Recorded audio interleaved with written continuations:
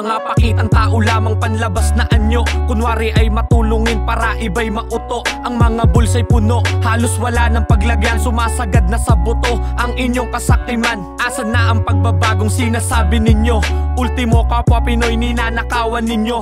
Bobokahin para makuha ang aming mga boto, tapos bandang huli ginagawa na kaming bobo. Bakit walang kapangyarihan ay ganun-ganun na lamang? Inyong maliitin parang hindi nyo kababayan. Tulong ng iba, san nga ba napunta?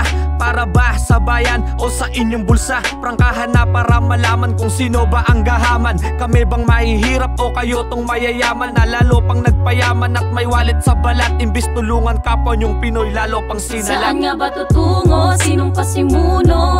Nasaan ang pagbabagong sinasabi nyo? Puro lang pangako, laging napapako. Inosenteng tao lang ang kinakaya nyo. Nasaan na ang sinasabi nyo? Ang hinahanap ay pangako nyo. Iba't iba ang nangyayari sa mundo na to, halos binabalot ng dilim ang mundo na to. Sunod-sunod ang kamalasan nangyayari ngayon, at kailan makakaahon ang Pinas sa pagbaon? Kung ang bawat mataas na kapiring ang mata, di pinapansin ang daing ang nasa baba. Iilan-ilan na lang ang marunong umunawa, habang yung iba sarap buhay nakahilata. May ibang mga Pinoy tuloy-tuloy lang sa pagkayod, makakain ng sapat, diniinda ang bawat pagod. Wag na magbingi-bingian, wag na magbulag-bulagan. Titigan mo ang kapwa mo Pinoy nahihirapan. Wag nyo po kaming sising kung bakit kami ganto. Nekesyo nilalabag daw namin ang batas ninyo. Marami na rin kaming gustong ilabas na sa loobin. Mangyayaring lang yon kapag nakinig din kayo sa amin. Saan nga ba tutungo? Sinong pasimuno? Nasaan ang pagbabagong sinasabi nyo? Puro lang pangako, laging napapako. Inosenteng tao lang ang kinakaya nyo. Nasaan na ang sinasabi nyo? Ang hinahanap ay pangako. Kinakamusta ko lahat ng mga nakaupo. Yung mga nangako, ang pangako ay napako. Lahat kinalimutan, pati sariling bayan. Nakuha lang ang pesto, hindi na malapitan. Magaling lang sa umpisa, mga tao ay naboka. Lahat kasi nungaling ang mga sinabing plataforma. Aayusin nyo ang takbo ng panahon. Problema sa Pinas, bibigyan ng solusyon.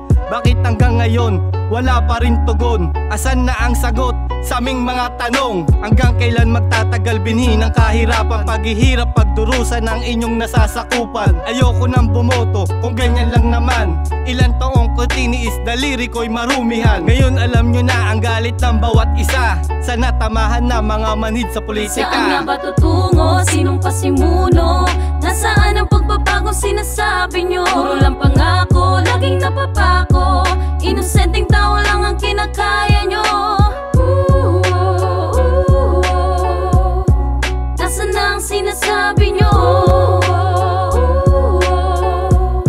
Ang hinahanap ay pangako nyo. Pasintabi po sa mga mahal kong nakaupo. Di ko kayo nilalahat pero yung iba sa inyo, bansang ating kinamulatan, kanilang ginugulangan. Perang pinakinabangan galing sa kaba ng bayan. Kaya mas pinili kong hindi na lang maging butante. Ayos nang maging ganto kesa lagi nyong masakote. Wala kayong nailabas sa pera kahit 20, tapos sasabihin nyo kurakot pa ang presidente. Mahiya naman kayo sa perang ginagasta nyo. Pinagpawisan namin yan tapos ay nanakawin nyo. Hilig nyong pabanguhin pangalan nyo sa mga tao. Pag kailangan na kayo, ang bibilis nyo nang magtago. Pilipinas, bansang nakakadismaya dahil ibang mga pinuno kakapal na ng muka. Oo, wala akong alam sa mga nangyayari dyan, pero bakit ang pwestong yan inyong pinag-aagawan? Saan nga ba tutungo? Sinong pasimuno? Nasaan ang pagbabagong sinasabi nyo? Puro lang pangako, laging napapako. Inosenteng tao lang ang kinakaya nyo. Nasaan na ang sinasabi nyo? Ang hinahanap ay pangako nyo.